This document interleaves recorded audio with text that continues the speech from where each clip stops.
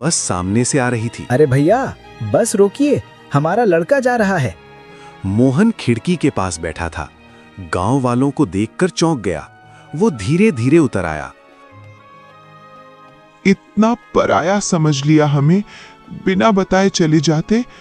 क्या हम तुम्हारे अपने नहीं?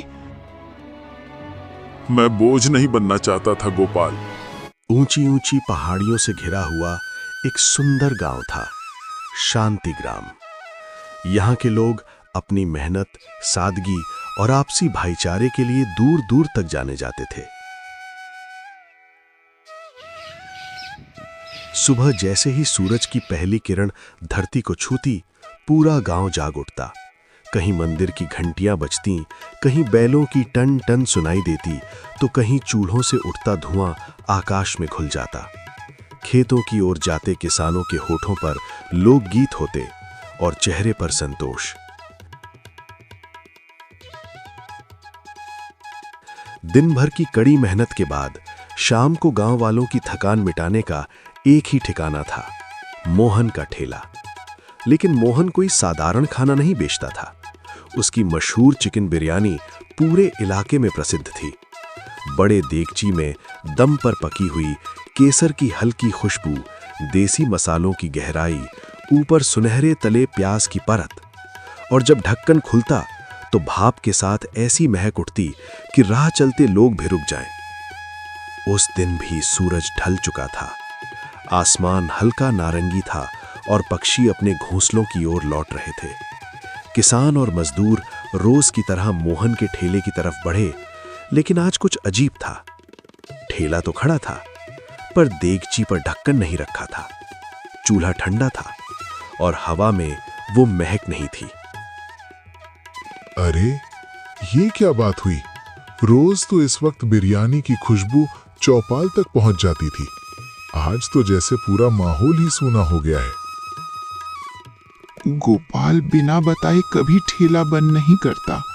कहीं बीमार तो नहीं पड़ गया? चलो उसके घर चलते हैं, दिल घबरा रहा है। गांव वाले जल्दी जल्दी मोहन के घर पहुंचे।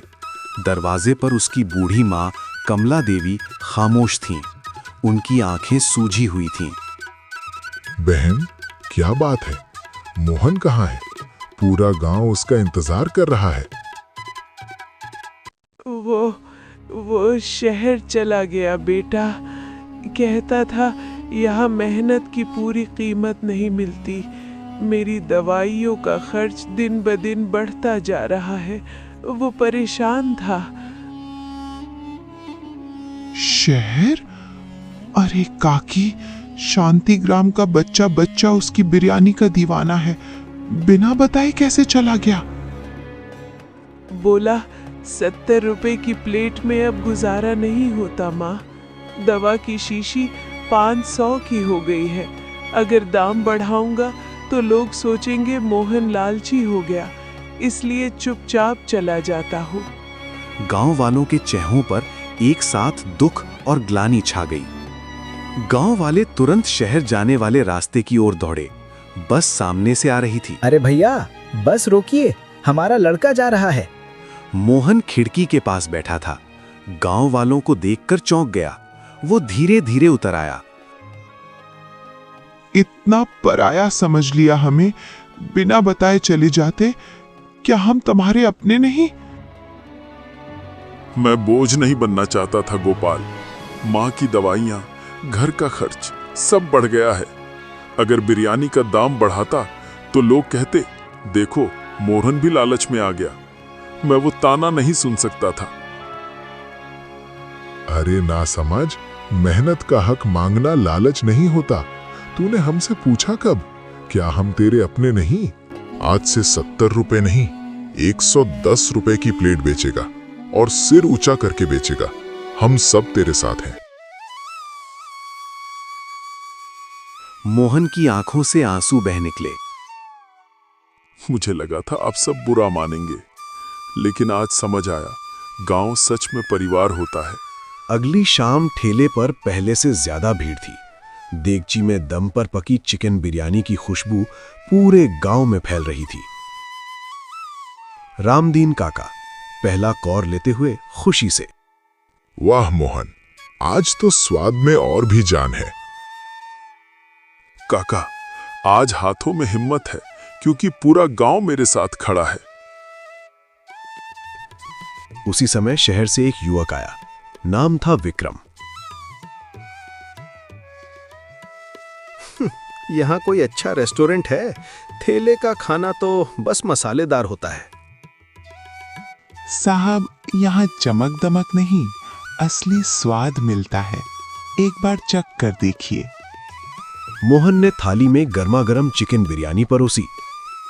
पहला कौर लेते ही विक्रम की आंखें फैल गईं। विक्रम हैरानी और प्रशंसा के साथ, ये तो कमाल है। शहर के बड़े होटलों में भी ऐसा दम नहीं। उसने 500 रुपए का नोट आगे बढ़ाया। साहब, 110 रुपए ही हुए हैं। ये तुम्हारी कला की कीमत है, रख लो।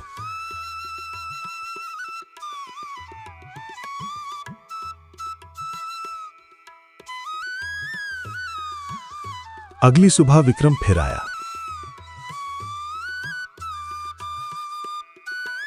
देखो मोहन, आज की सारी बिरयानी मुझे दे दो। नहीं नहीं, सारी बिरयानी तुम्हें दी तो गांव वालों को क्या दूंगा? मैं 220 रुपए प्रति प्लेट दूंगा। गांव वालों को कल खिला देना। मोहन चुप हो गया और मन ही मन सोचने लगा। एक ही दिन में 2 गुना फायदा। माँ की दवा, घर की मरम्मत, सब हो जाएगा। लालच ने उसके मन में जगह बना ली। उसने सारी बिरयानी विक्रम को दे दी।